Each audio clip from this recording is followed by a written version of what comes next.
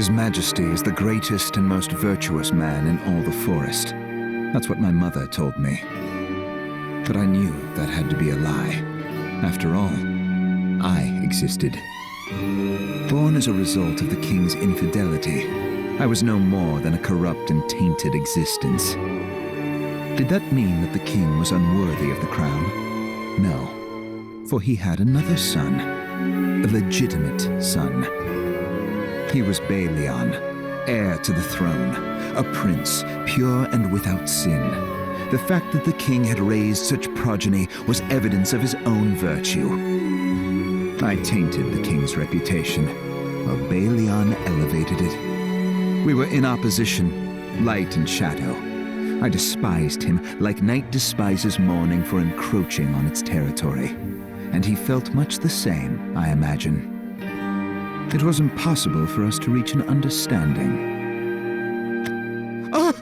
The chill of the rock at my back sent a shiver down my spine. I was dripping with sweat, my hands trembling uncontrollably as the beast's fangs approached my face. The roar of the nearby waterfall faded to a mere whisper. I had overestimated my ability, believing I could easily handle a single mark. But in the end, the beast became the hunter, and I was the prey. It glared down at me, and as I stared at my own reflection in the depths of its hollow eyes, I prepared myself for certain death. Valdine, hold on! Balion leapt into the fray without a moment of hesitation, ignoring my cries of protest. It was as though he knew no fear. I watched as he swung his sword and battled the beast. "Don't hurt my little brother," he bellowed. When I came to, the beast was gone, and Balion was looking even rougher than I was. I laughed when I saw him. He laughed too, and suddenly it felt like an unspoken connection had formed between us. Balion and I were complete opposites in every way, but that's what I grew to appreciate. He was the light that illuminated the forest. And eventually, through our brotherhood, I even came to appreciate myself. I shared some of the same blood as Balion, and that gave me hope, despite my adulterous origin. That connection was my very salvation. Then one day, I went out hunting, hoping to surprise Balion with a slew of new trophies. From sunrise to sundown, I stalked the forest trails. And I bagged more prey than I ever had before. Pride filled my chest, and I could not wait to show His Majesty the spoils of my hunt. I ran home, stopping only when I arrived at the doorway of the king's chambers.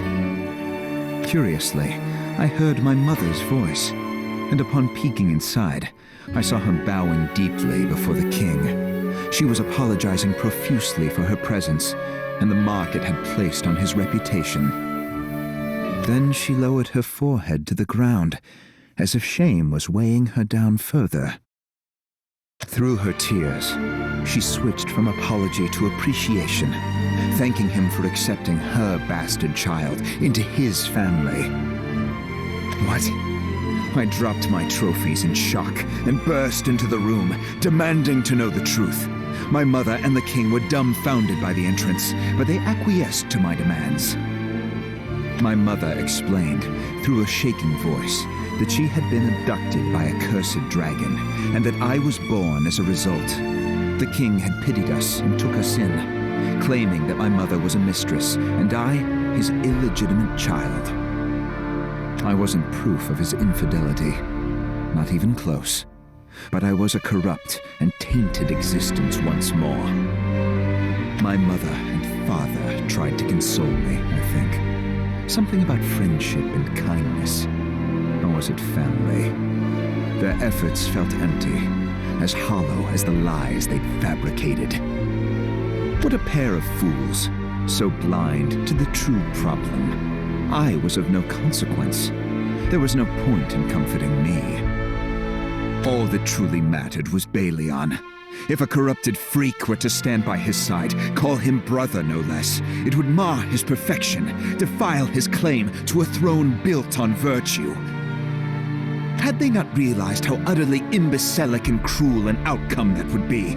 Balion's light was everything. Infuriated by their ignorance, I leapt at my mother in a blind rage. "Why?" she whispered, breathing her last breath. "What have you done?" the king shouted, reaching for his sword. And I simply wept. Why was I born? Why was I allowed to live? At that moment, something within me began to stir. It bubbled and festered until I could contain it no longer.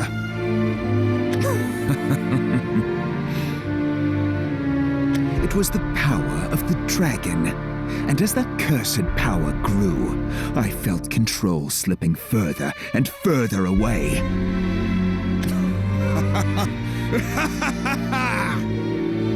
As the king turned to make his escape, he looked at me one last time, eyes full of fear, and mouthed a single word. "Monster." My mother's death was on his hands. He should have told me the truth. He should have been rid of me when he had the chance. I could go on no longer, not without a reason for being born into the world. And so, I decided to give myself a purpose in life. Why must you leave, brother? Where will you go? Balion, your kingdom provides for many, but I no longer have a place here. Don't be ridiculous. We're a family. You belong with us. You don't understand, brother. Maybe it's better that you don't. Wait! Don't go, Valdane! Unhand me!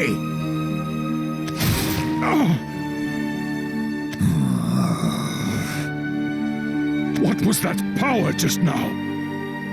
Balion, you knew nothing, and that was for the best. A parting gift from my mother. Her potion gave me the power to steal the life force of others. No, Valdane! This is wrong! Farewell, my brother, the future Forest King. I will be amongst the trees, forever lurking in the shadows. He didn't pursue me. Some called him a coward. Others even doubted his ability to be king. And I continued to wait for the time when I would fulfill the purpose of my existence.